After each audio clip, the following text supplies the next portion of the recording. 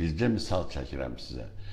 Bizim tibb universitetində Balakişiyev 4 tomdan ibarət, 4 cilddən ibarət kitab yazır. Anatomiya kitabı.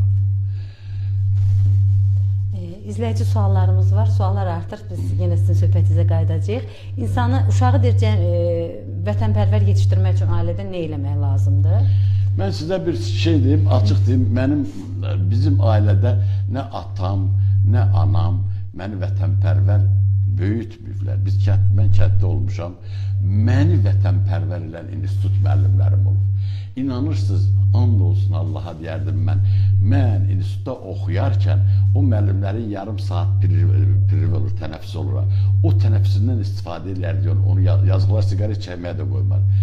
Deməli, görün olur, Sovet dövlətinin yeri gələn vaxtlar olub. Bunlar hamısı müəllimlər gedərmiş bağlara. Özdə bunu təşkil edən kim imiş bilirsən? Filosof olur, Heydər Hüseynov adında bir filosof olub. Deməli, Üzeyir bəyə tapşırmış ki, sən məsəl üçün bizim musiqimizə nəzarət elə.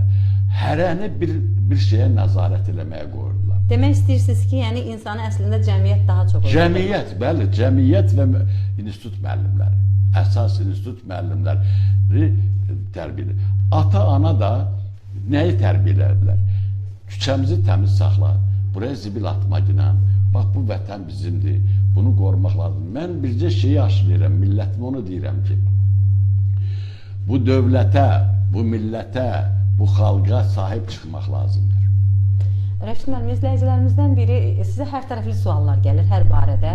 Əslində siz cəmiyyətin güzgüsü olaraq adlandırırlar, belə görürlər.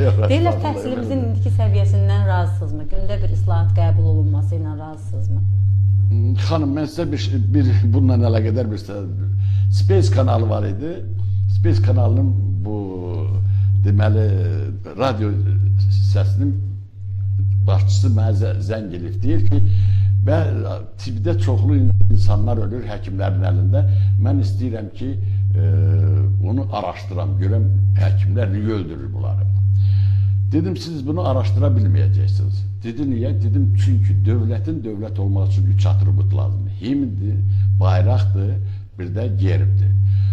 Bundan başqa 3 dənə doktrinası olmalıdır. Vayenna haqqında doktrin olmalıdır, səhiyyə haqqında doktrin olmalıdır, bir də elm və təhsil haqqında doktrinadır.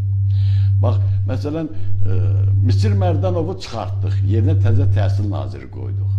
Təhsil naziri gələn kimi dedi ki, mən 2 alan uşaqlara da diplom verəcəyim, verdilər də. Məni qoysalar, mən dərdim ki, mən yalnız 5 alanlara atistat verəcəyim, 5 almanlara atistat verməyəcəm. Belə şey yoxdur. Bir qanun olmalıdır, bir doktrina olmalıdır, o yolla gedilməlidir. Eksperimental bir bizim zadımız var. İndiki təhsildən mən açıq deyirəm, hələ tam razı deyiləm, amma təhsilimiz mükəmməl olmalıdır. Mən o kitabda yazmışam ki, tibb universitetində yüksək keyfiyyətli həkim kadr hazırlamaq üçün 5 şərt ödənilməlidir. Bu şərtlərdən birincisi, mükəmməl müəllim hazırlamaq lazımdır.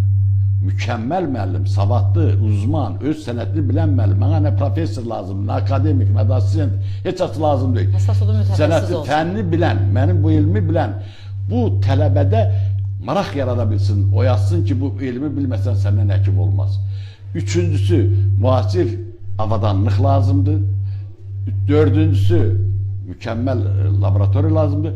Bir də mükəmməl yazılmış bir kitaba ehtiyac var. İndi kitab oxumurlar, kitab oxumaq lazımdır. Biz deyirik Amerikada hamısı metroda kitab oxuyur. Bizimkilər oxumurlar, oxusa çatacaqsan, oxumasan çatanmərsən.